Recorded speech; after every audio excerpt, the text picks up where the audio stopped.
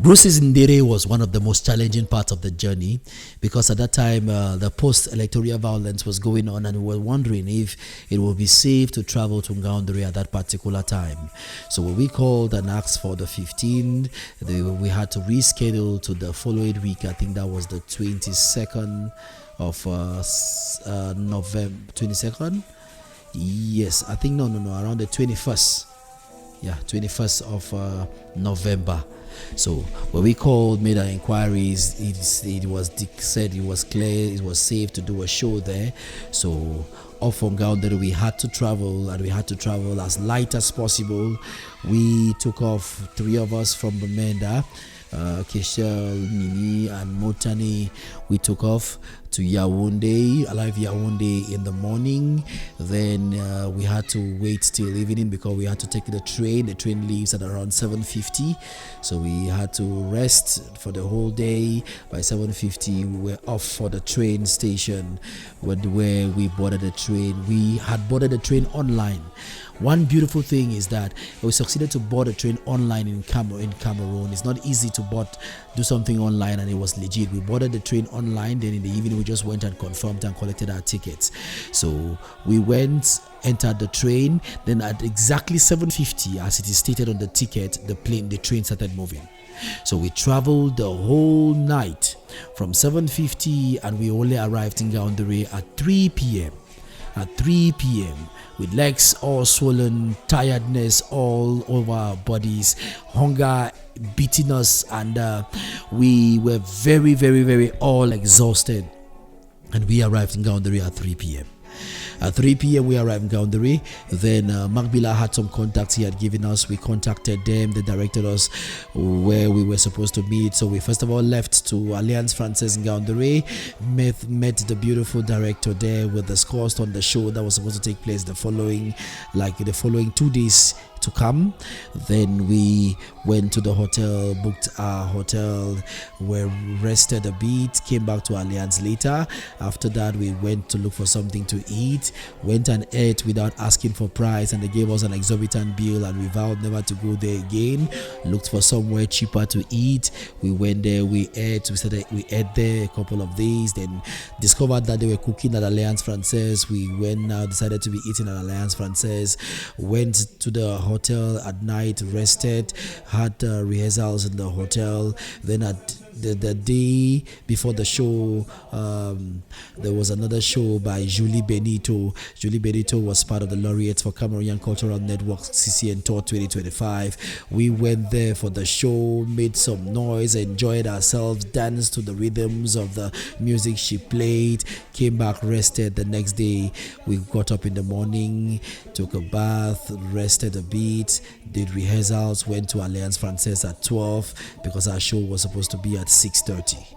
So at 4 o'clock the sound was set and tested and everything was fine. At 6:30 we were about to mount the stage, and we were told no, 6:30 is the time for the show to start, but now the audience are not here. They always give 30 minutes to make sure that the audience are there, and they said we could only start at 7 o'clock.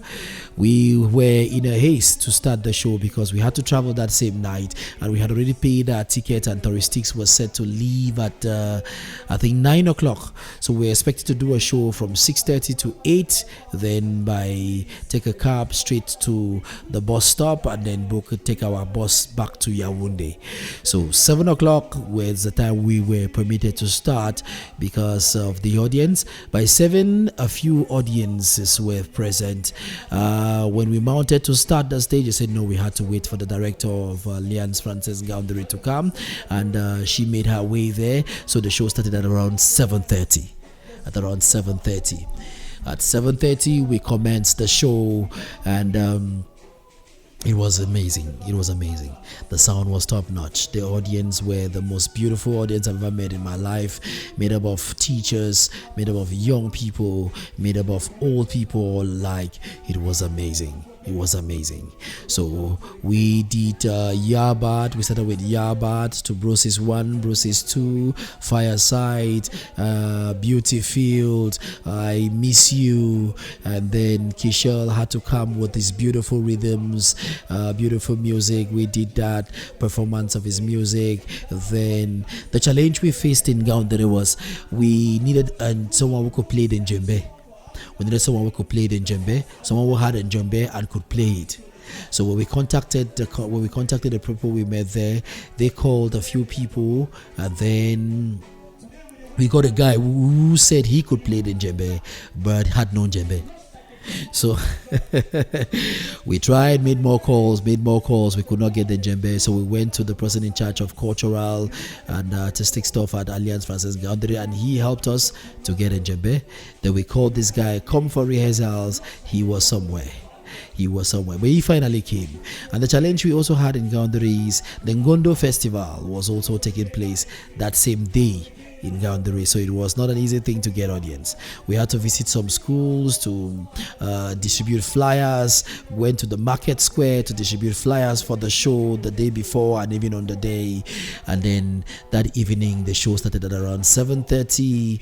We did our beautiful performances, dance to the rhythm, enjoyed ourselves, and at the end of the day the director of Alliance Francaise gave our impressions, and we were satisfied.